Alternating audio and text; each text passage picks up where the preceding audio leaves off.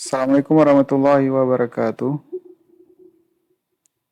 Pada pertemuan sebelumnya kita sudah membahas menu banner. Pada kali ini kita akan membahas menu pop-up. Menu pop-up ini adalah menu yang akan muncul, misalkan saya contohkan punya Diskominfo.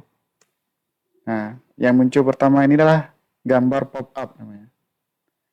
Jadi kita men-settingnya di menu pop-up. Jangan lupa diklik kiri di pop-up, kemudian tambah pop-up, kita pilih gambarnya juga. Kalau belum ada bisa dipilih gambar baru. Saya misalkan sama hari raya ini. Nanti untuk gambarnya akan saya lampirkan juga di menu e-learning. Jangan lupa di-upload. Oke, pilih gambar.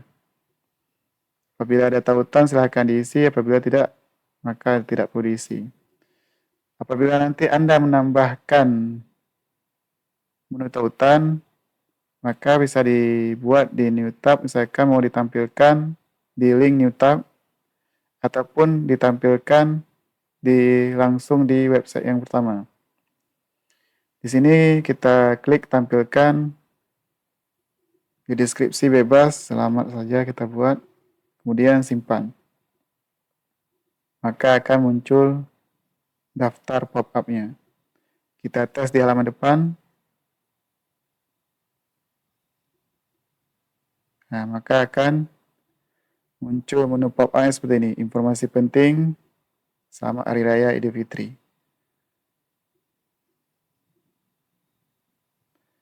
Demikian pertemuan kita kali ini.